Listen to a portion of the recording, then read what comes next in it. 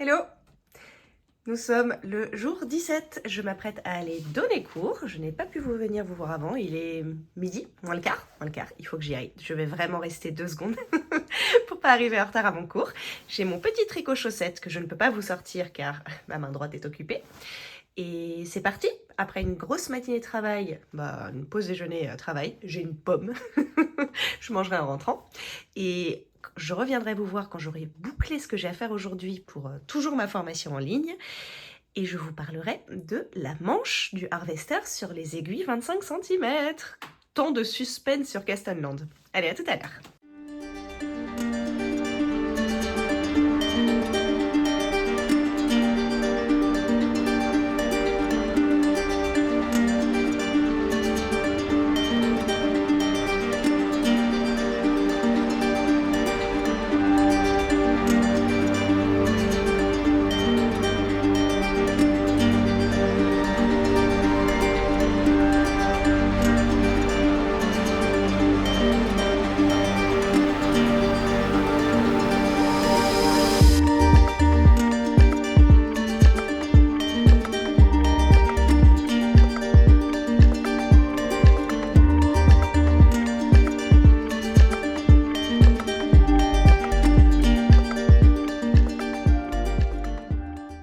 Et voilà, la journée est finie. Il est 7h, 7h30. Comme j'ai pris mon goûter un peu tard, vu que j'ai déjeuné un peu tard, je n'ai pas encore dîné, donc je n'ai pas encore clôturé la journée, je ne suis pas encore en pyjama devant Buffy. Mais comme vous le voyez, j'ai fini mon petit yoga. J'ai juste fait un quart d'heure de yoga assez doux, parce que c'est ma journée sans sport. Et nous voici à tricoter. J'ai avancé un tout petit peu ma chaussette dans le métro, c'est le seul tricot que j'ai fait aujourd'hui pour le moment. Et fin du suspense, je suis sur la manche. C'est un peu... Vous voyez, faut un peu se battre. Mais c'est pas du tout impraticable. Attendez, je mets juste les marqueurs parce que pour le coup... il en manque un. Oh, attendez. Il y a un chat et à l'endroit où devrait être le marqueur. Il est où le deuxième marqueur, mon chat? T'as fait une bêtise? Ouais. Je suis au regret de vous annoncer que le chat a embarqué un marqueur. Mais je sais pas où. Bon. Laissez-moi en prendre un autre. Et après, j'irai chercher celui-ci. Alors, j'ai fait un mini bout, mais assez pour tester quand même. Puisque j'en suis là. Donc, elle est quand même commencée, cette manche sur les aiguilles en taille 25 cm, mini asymétrique, Zing de Knitpro. Il y a un panda accroché sur le pull. Extrêmement intéressant. Et je vais retricoter pendant que nous discutons. Et donc, je les aime trop. Je suis trop contente. Vraiment, les mini asymétriques, ça a l'air d'être mon truc. Donc ça me réjouit. C'est effectivement pas hyper maniable, mais un peu comme toujours sur les pulls où ça s'entortille un peu à chaque fois. Et puis là, effectivement, j'ai beaucoup de mailles quand même. J'ai fait 3 diminutions, enfin 3 rangs où il y avait 2 diminutions, donc 6 diminutions. Je crois qu'à la base, j'avais 74 ou 72 mailles, je sais plus. Ce qui veut dire quand même que j'en suis toujours à quelque chose comme 68 ou 66 en DK, donc pas du fil tout fin sur ce truc. Mais bon, ça passe, ça va vite, mais il faut un peu pousser, quoi. Mais voilà, je suis contente, je les aime beaucoup. Du coup, je sais pas si ça me conforte dans l'idée que je veux un Kitschao bleu pour mon anniversaire en septembre, ou si je me dis, franchement, à ce tarif, je m'achète que des Zing dans d'autres tailles, quoi.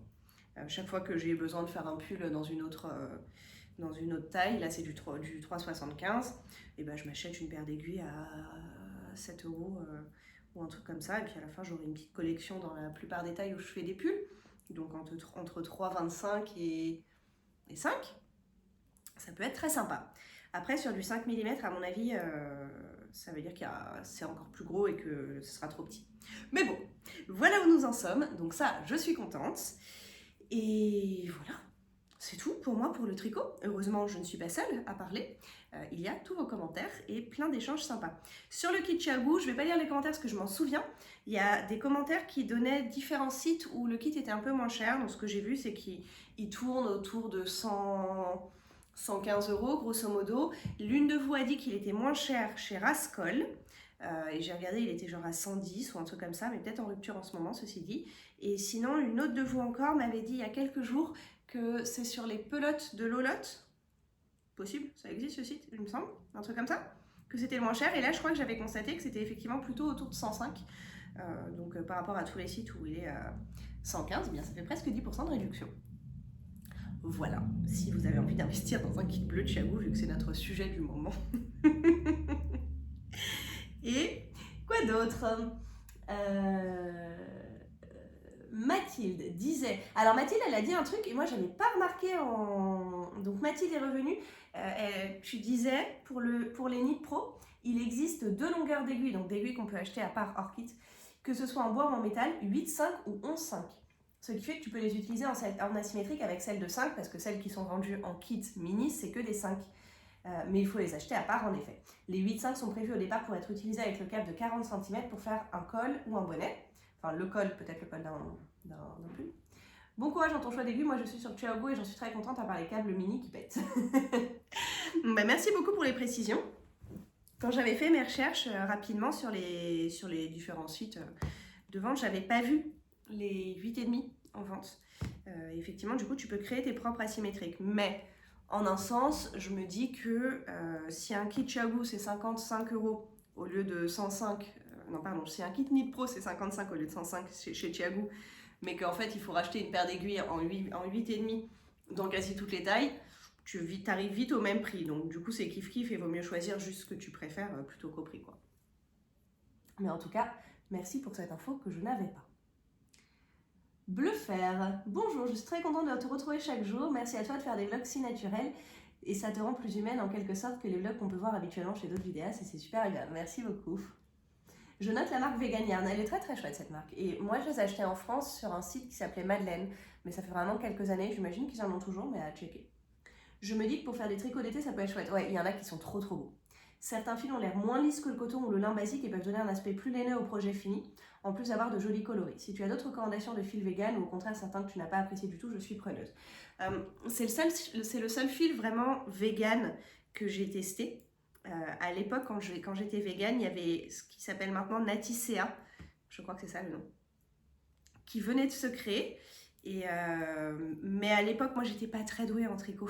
Enfin, pas très douée. Je faisais beaucoup d'erreurs et puis j'ai jamais été maniaque. Donc, quand je faisais beaucoup d'erreurs dans ma dentelle, je peux vous dire juste que tous mes trous étaient décalés et que c'était comme ça. En tout cas, du coup, je mettais pas un gros tarif dans les fils. Et Naticea, c'était pas du tout dans mon budget. Je pouvais pas du tout. Enfin, dans mon budget.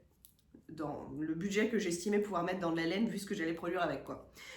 Donc j'ai acheté des choses un peu moins chères et du coup et aussi comme je vous le disais j'ai eu pas mal de galères de substitution et donc pour ne pas avoir à substituer j'ai aussi une petite phase où je suis passée par des kits type We Are Knitters etc ou Wool and the Gang ou je sais pas quoi et je prenais les kits avec du coton donc j'ai eu un petit peu de tricot 100% coton et j'adore pas tricoter du 100% coton globalement. En tout cas, j'ai pas adoré à cette époque-là. Donc non, Vegan Yarn, c'est vraiment la marque la seule que j'ai vraiment testée en vegan et que j'ai beaucoup aimé. Et en plus, teinte à la main et tout, je trouvais ça cool. Il faut tourner tout le pull à chaque fois. Je sais qu'on m'a donné plein d'astuces pour pas tourner le pull, mais en fait, je les oublie et ben, la plus simple, c'est celle que tu peux faire sans réfléchir quand même. Le seul truc que je puisse faire sans réfléchir, moi, c'est tourner le pull. Ensuite, Floliday. Pour les lignes de vie, on peut utiliser du fil dentaire que l'on passe dans le trou que certaines aiguilles à tricoter ont vers la jonction avec le câble.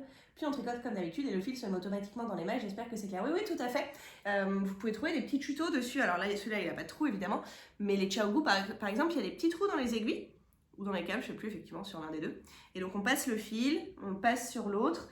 Et quand tu as fini ton tour, le fil que tu avais mis, qui peut être un fil dentaire ou un petit fil à broder ou je sais pas quoi, c'est glissé tout seul en fait sur ton rang et donc tu le laisses là et puis tu continues de tricoter et si jamais tu dois détricoter tu reviens à ça. Le seul truc galère que j'avais vu moi, je crois que est-ce que c'était Monica? Je sais pas pourquoi j'ai le souvenir que c'était Monica, dis-moi si c'était pas toi. Je me souviens d'un trajet retour d'une retraite yoga tricot et d'être dans le train avec Monica qui galère sur sa ligne de vie qui était du coup, alors en plus Monica donc tricote serré. Et la ligne de vie qui était un fil tout fin de ce style-là, en fait, elle servait à rien dans le sens où t'avais des trucs hyper serrés autour de la ligne de vie, genre c'était emmêlé, coincé. Et c'était un enfer, on n'arrivait pas à extirper la ligne de vie et à retrouver la maille telle qu'elle devait être au milieu, parce que ça faisait juste des nœuds, quoi. Moi, quand je mets des lignes de vie, je prends plutôt le truc, alors là c'est sur du noir, donc c'est le pire truc et j'ai pas d'aiguille, mais je prends une aiguille à tricoter plus petite. Y'a pas une aiguille qui traîne là? Attendez, une aiguille. Je vais en prendre une violette. Je prends une aiguille. Je suis à moitié dans le vide, hein, donc je vais pas bien le faire. Je prends une aiguille plus petite, je repère les mailles. Donc là, tu vois, je tricote en 3,5, je vais prendre une aiguille en 2 ou 2,5. Je les glisse, touc, touc, touc, touc, touc. Donc là, faut bien être précis, faut regarder, vérifier que tu restes bien toujours sur la même ligne, avec un fil dedans. Mais pas un fil non plus à tricoter, un fil juste un peu plus fin, genre un fil... C'est pénible. Un fil de fingering. Et ma ligne de vie est mise. Il faut juste s'assurer que tu prends bien sur les mêmes mailles, mais c'est la même chose que de la couture. Il ne faut pas te décaler d'un rang et prendre en dessous, au-dessus, tu prends toujours la même maille. Tu la glisses là et tu la sécurises là sur un rang de jersey. Elle reste là. Si jamais tu n'en as jamais eu besoin, bah, tu la retires à la fin et puis sinon voilà.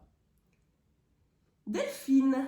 Coucou Carole, avec mes petits restes, je fais des chaussettes en hélicoïdal. C'est super sympa, y compris avec de l'autorayant ou des dégradés, ça change vraiment le rendu. J'en ai entendu parler, mais j'ai jamais essayé. En parlant de taille d'aiguille, les japonais ont du 4,25, notamment les marques Sinit ou Tulip. Ce serait pas chouette que ça existe plus largement? Bonne journée.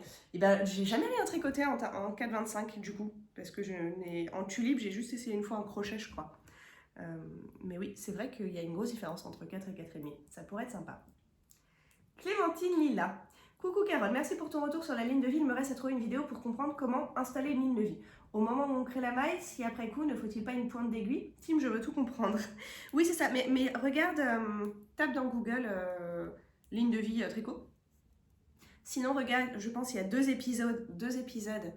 Il y a un des commentaires qui avait un lien vers une vidéo de Claude Tricot pour placer une ligne de vie après coup. Et donc, comme je le disais avant, là, tu as plusieurs options. Tu la places en même temps que tu tricotes avec un fil très fin, ou alors après coup, avec une aiguille, tu la glisses dedans. Donc c'est pas ultra complexe.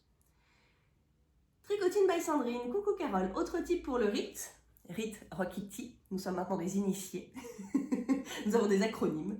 Mettre un progress keeper sur la maille entre les deux jetés, oui c'est vrai que c'est une bonne idée aussi. Et pour tes trous décalés, pourquoi pas un petit point de couture pour les refermer? Bonne journée. Oui, c'est vrai que si le trou me gêne, je ferai juste ça, t'as raison. Je passerai un petit point, où je le donnerai à ma fille, parce que dès qu'il faut coudre un truc, c'est elle qui s'en occupe. Elle a d'ailleurs pas mal d'étiquettes à m'accrocher dans mes vêtements, là. Qu'est-ce que tu fais? Ah mais non, j'y crois pas. Mais laisse-moi tranquille. C'est à moi, c'est pas à toi. C'est mon panda. Malolo. Moi, je crois que tu vas suer sur les premiers centimètres de la manche en 25 cm. Un peu. J'ai un peu mal au doigt, j'ai dû un peu pousser fort. Non seulement parce qu'il n'y a pas encore eu de diminution, donc pas mal de mailles, mais aussi parce que c'est nettement moins maniable tout près de l'emmanchure avec un si petit diamètre. Oui, c'était un peu coincé dedans comme ça, c'était pas très agréable. En revanche, c'est une taille qui ira bien pour le gros, enfin le fin de la manche, c'est clair. Oui, c'est clair.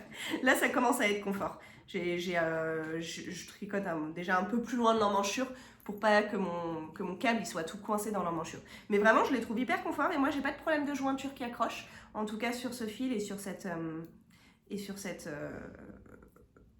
taille. En revanche, sur ce fil, j'ai une remarque. Donc, vous vous souvenez, je tricote en Fiesta de Drops. Pour le corps, j'ai pas compté, mais je vais utiliser, je sais pas, au moins 7-8 pelotes, je pense. Et sur la pelote sur laquelle je suis, là, pour la manche, donc, comme vous le voyez, j'ai pas fait un gros bout. Donc, j'ai encore un gros bout de pelote par rapport à une pelote pleine et neuve. Hein. J'ai déjà eu 4 nœuds dans la pelote. Et c'est un peu relou parce que moi, j'ai décidé du coup de m'abstenir de faire des magic knots pour pas risquer d'avoir des trous à la fin et tout. Et en fait, je sais pas, leurs nœuds, mais ça ressemble à des magic knots, hein, c'est des nœuds lambda avec des petits bouts de fil qui dépassent et tout. 4 nœuds en quoi 10 rangs de manches, c'est vraiment relou, genre ça se voit, ça dépasse, j'étais pas contente.